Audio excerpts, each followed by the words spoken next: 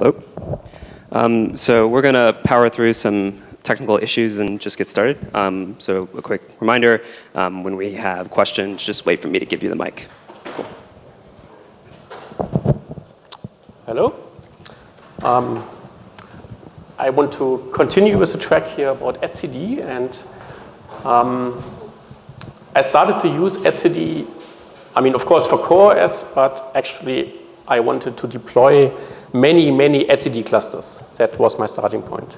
And the colors here are not really perfect on the beamer.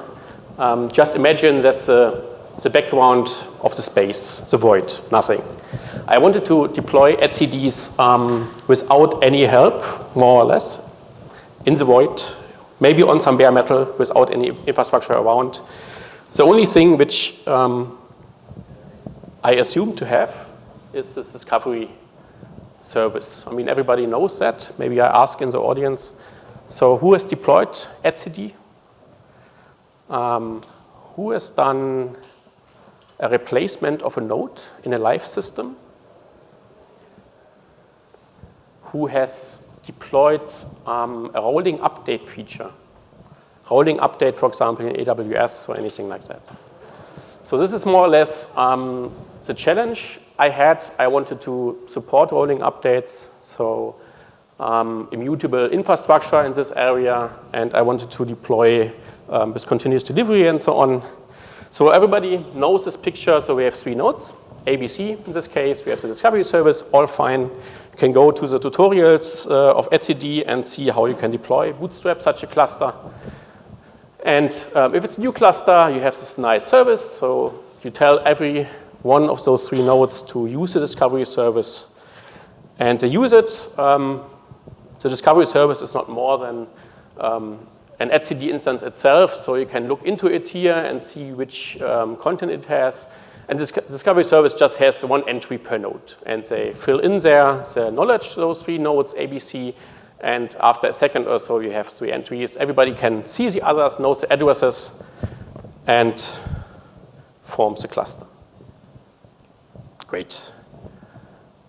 You continue with this cluster, and you notice, well, it works fine. Discovery is so comfortable, so nice. Let's use it everywhere, but at a certain point, you notice this is only for bootstrapping. And this was surprising for me, at least. What happens if you have 1 lost node? So C goes down, AB are still up. We have a quorum, all fine. And C is really lost. So you want to do a rolling update or a rolling installation of a new node. So let's say there's the node D. It communicates with the discovery service, and you get this. Cluster full. So join already is not possible, and I'm not sure. This is an extract here from the official documentation. I think it wasn't there a few months ago. I'm not sure, but nowadays it's really written explicitly. So this thing is not designed for the later case when the cluster is running. So you have all your deployed nodes, everybody uses discovery, everything is fine. Well, not really, because this discovery service is quite restricted.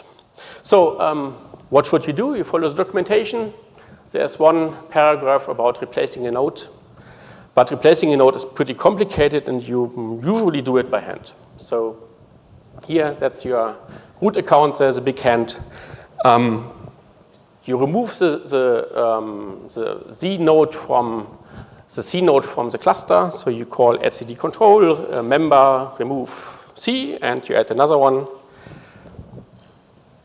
which at the end looks like that. So everything which is green or yellow, should be yellow here, must be changed in the cluster. So you have to tell AB about D, and you have to tell D about A and B. And you have to say, well, the cluster is existing, so it's not a new cluster. You do it manually, but it works most of the times. So who of you has made a mistake in this process, manually replacing? I think everybody. There are many places where you can do mistakes here. But eventually it works, so you have a new, nice 3-node cluster. The documentation says it only works for new clusters. Well, just don't listen. Let's see how far you can go.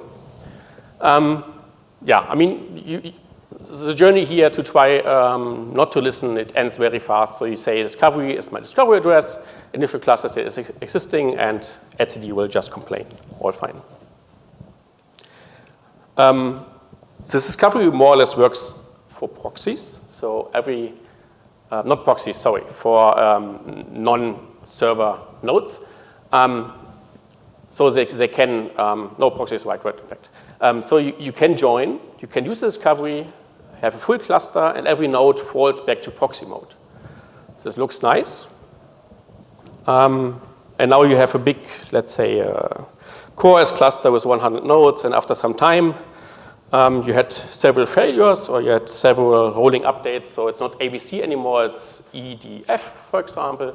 So ABC are gone, but still the discovery service knows ABC. You have a new node now, P, it asks the discovery service, it sees their ABC is in the discovery service, let's contact them, but this of course doesn't work because ABC are still, or they're long gone, so you don't have them in the cluster anymore. It's EDF at the moment. So P cannot join. So even with those proxy nodes, it does not really work. But of course, my first question was, why? Why is this so restricted? And I was thinking maybe to build or maybe to modify etcd that I can really use discovery even after the bootstrapping. And yeah, I mean, the immediate question is, why don't you update the discovery service? Like enter E, D, and F of the example before. And you can do that. It's just an etcd instance, so you can talk to the discovery service, remove a node, and add the new ones. This all works. You can do it manually. Well, you can go this road, and I will show later that this really is a good idea. Let's look at another cluster. I call them 1, 2, 3. And of course, they have storage below, so they write here their data somewhere. And now imagine 1 goes down, but it goes down by losing the data. Yeah. 1 is still there, so you have the node, but you want to rebootstrap it. So you have the same config. You have a new disk, but the same IP. So node 3 knows about node 1. Node 2 knows about node 1. So the member looks right. Who has seen this example of deploying etcd in Kubernetes?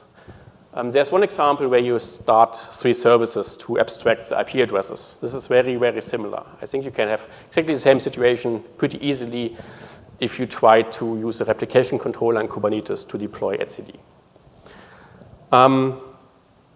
Yeah, what happens? So again, we cannot use the discovery service again because it's an existing cluster. Let's try to do it manually. I mean, the manual just says, yeah, tell it about the cluster. So the 3 nodes say it's a cluster state existing. And who knows what happens? Just a very short introduction what the member list actually is. So I've printed out the JSON here, which comes from etcd, from the etcd member list API. So it's what etcd control member list shows you not in JSON. Here it's really the core JSON. And you see those IDs here. Every node gets an ID, and you can dive into the code and see what it really is. It's actually a hash, a SHA-1 hash over some string, which is constructed from the peer address.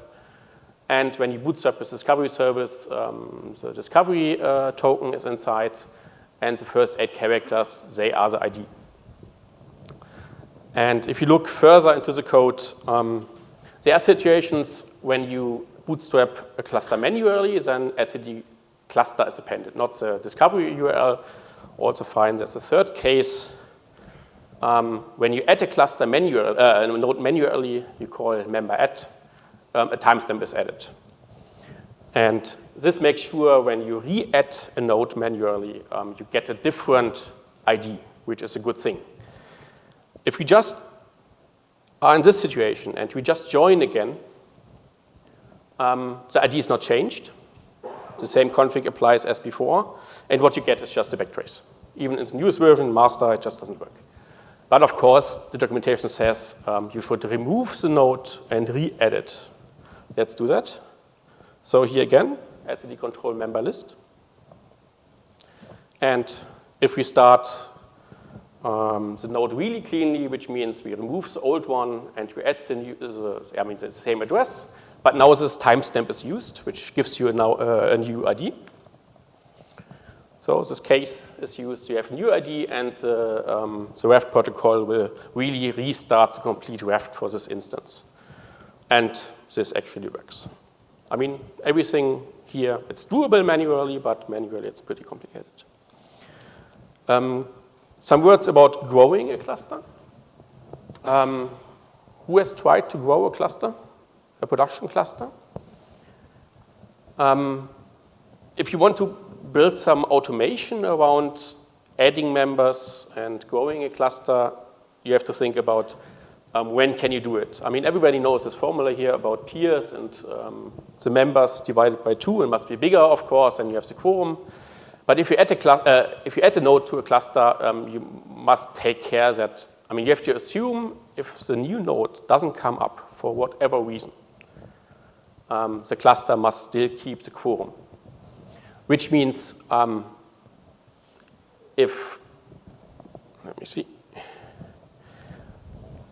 which means when you go from 3 to 5 nodes, which means you go to 4 first and then to 5, you must have a full cluster. If you have only 2 running nodes, working nodes in a 3-node cluster, and you add one which fails, you have 2 out of 4, which is bad. 2 out of 4 means you lost your quorum.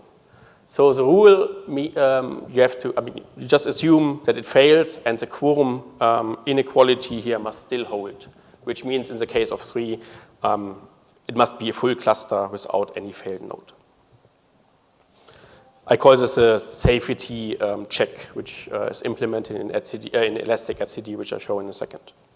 So here you see it's 3 of 3, great, quorum is reached. 3 of 4, which means the new one failed.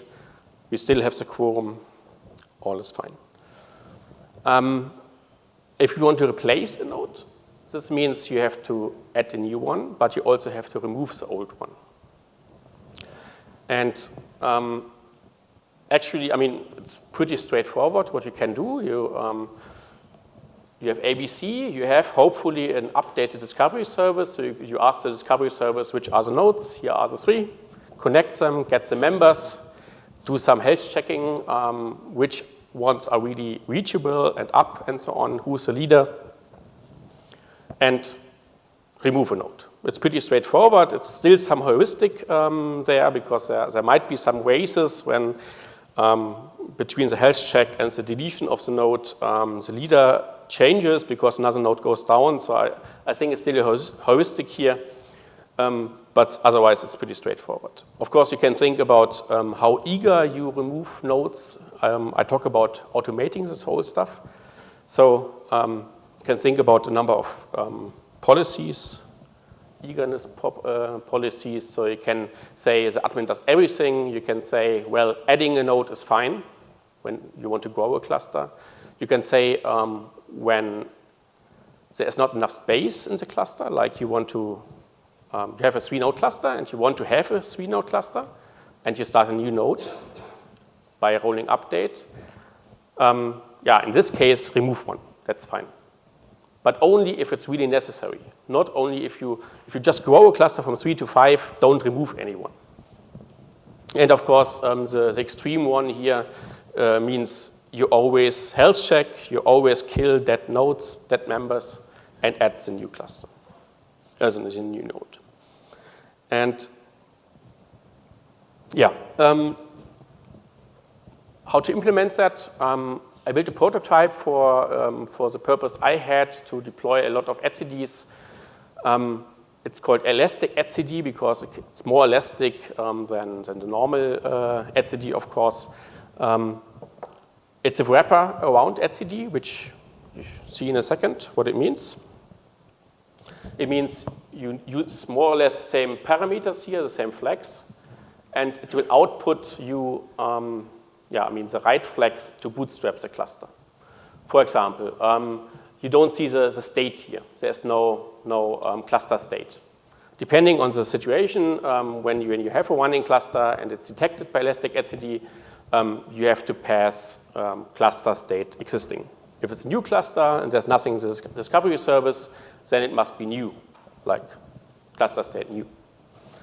And it's the same for the initial cluster, so the URLs, the peer URLs of the peers. All this is done by Elastic etcd. So here's the logic which talks to the discovery service and creates the right parameters to bootstrap or to join or to replace. Any one of those situations is supported here. And you can see. So the consequence is, so let's see how whether it works here. So I just had to reboot my system, so I hope it works. So I have 3 shells here. The first one is 1, 2, and 3. And the fourth one we see in a second is 4, of course. So let's bootstrap this thing. The first one, the network works. Yeah, you see what you expect from etcd when it comes up.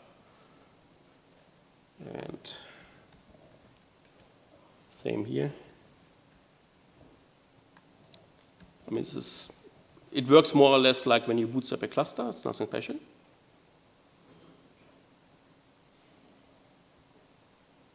And the network answers. Yeah, I mean, this is expected, nothing special. It's a really basic case. I have set the size to 3, so we want a 3-node cluster, and if I start a 4th one here, it will just refuse the same what you get usually. Cluster join failed. But the nice case is let's kill one here, let's kill the second one, and start the 4th one again, like in a rolling update. And we'll just notice this situation, detect that 1 is down, and 1 must be removed, and the 4th one, the new one, must be added, and it just comes up. So it's what you expect, what I expected from etcd originally, but what is not supported because the discovery service is not really used in those cases.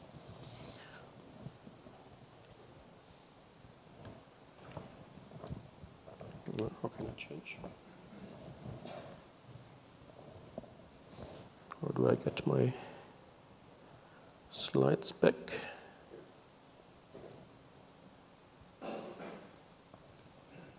What did I do?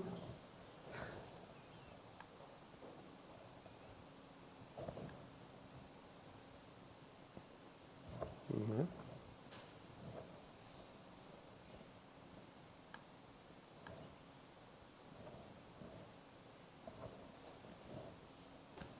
Yeah, it is. So what is implemented, some of those things I have shown, the heuristic here or the logic behind. So the cluster state is derived automatically from the situation. The initial cluster peer list here is derived automatically. You don't have to do anything. It updates the discovery service. So when a node is deleted and the new one is added, discovery service is updated. Old members are removed according to some policy. It adds itself to the cluster, of course. It checks that the growth is healthy, that the safety condition is fulfilled. And by that, you can also grow clusters. So there's a parameter minus size. So if I say minus size 5 in a 3-node cluster, it will add more nodes and grow the cluster. And this can be used, of course, as we have seen here in this slide. There's an output format flags, which means just the flags are substituted here. You can call the same thing with a systemd drop-in, so you can put it before the core is system etcd. It's also easy, that was my application originally, to put it into a Kubernetes pod. So it's more or less the same thing. You can just put it in front of the invocation of etcd. And this is it's just a pod description. You can also, can I change? Yeah.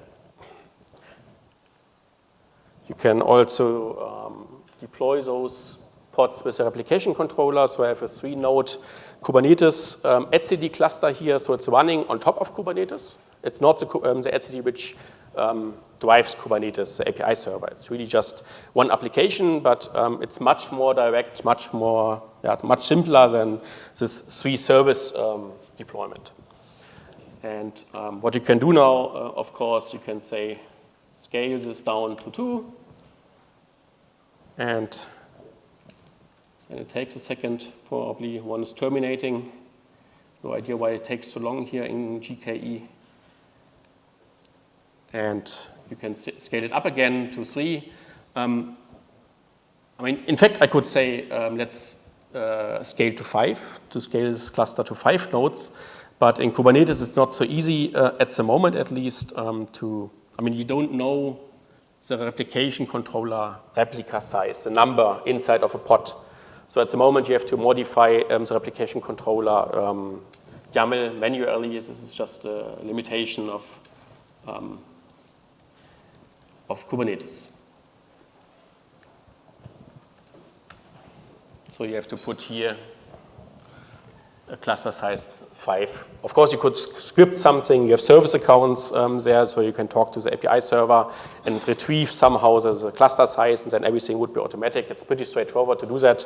Some scripting here, some bash scripting, but doable. There's some work in this area. So there was work by Johannes Siemke here from Berlin. He did something such an implementation for Consul, automatic rolling updates in AWS, but he used the API of AWS for that. So he really queried the auto-scaling group and got the addresses of the nodes from there, and then created a configuration. But essentially, he just did a member add and a remove. So. And there's a very similar work about etcd. It's similar to this elastic etcd, but again, it's really, really restricted to the AWS. This elastic etcd is really generic. And I mentioned that before. There is a lot of work, but I think by Kelsey or some other people before who tried to deploy on Kubernetes, but using those service IPs, which gives you the nice fact that those are constant, so they never change. You know them in advance. But even here, remember this example here with the same config and the storage which was destroyed and replaced by a new disk. You run into problems. So you still need some logic to replace the node, and add the node. So even in this case, this is not really helpful. It works as a proof of concept, but it doesn't solve the problems around replacing nodes. And of course, this is for using Kubernetes to deploy etcd. If you want to deploy a Kubernetes itself, you need an etcd. So you don't have Kubernetes yet. So the only thing you could have, for example, you can have a kubelet and you can use static pods and so on, and bootstrap from there, but you don't have a kube proxy, so you don't have those addresses, so this all doesn't really work. It's not really working for bootstrapping. So you need something more advanced like this elastic etcd. There is some work by the Weave people. The hope is that, there's this mesh, of course, this mesh project that Peter mentioned this morning, and there's a project called Flux here. And Flux gives you those IPs as well, so there's some hope that you can use that for bootstrapping Kubernetes etcd, so the etcd for Kubernetes.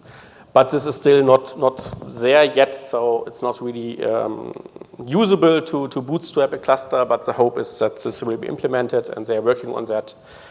At the moment, you have to do something in this direction of elastic etcd. So this is a prototype, it's just an experiment. My hope is that this will be turned into a pull request against etcd. Let's see. I would like to have some more advanced heuristics in bootstrapping. And this is a way to do that, and I think a start for a discussion about this topic. Yeah. Thank you. Are there any questions?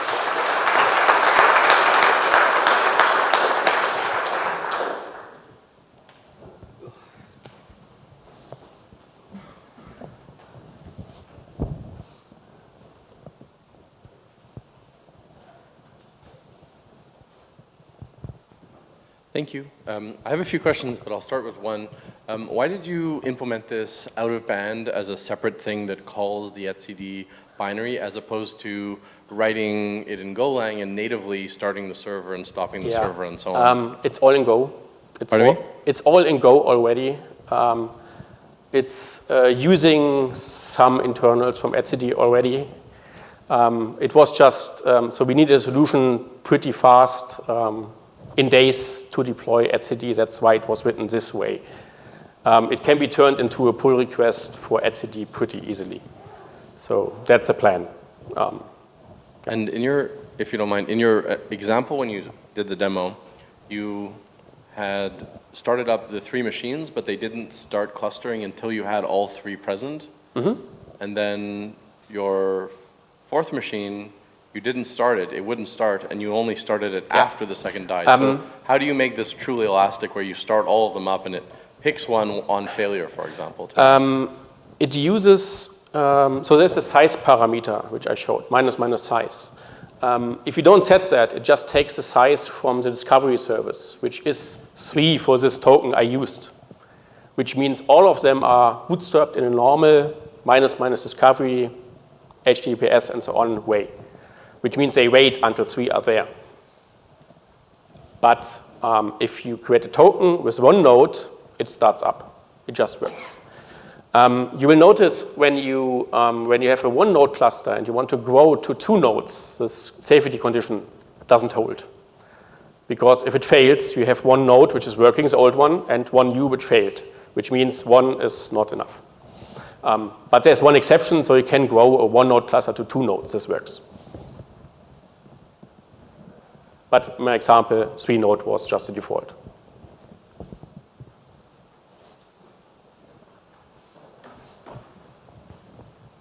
So in the example, you were using the discovery service. Have you given any consideration to using SRV records with that? I didn't in this proof of concept, but I mean, everything which can give you service discovery can do it. So.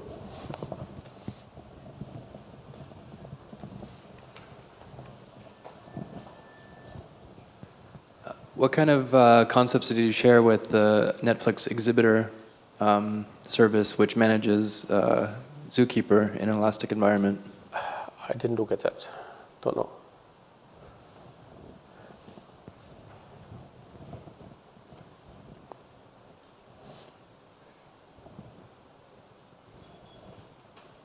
So no questions. Then thanks a lot for attending the talk.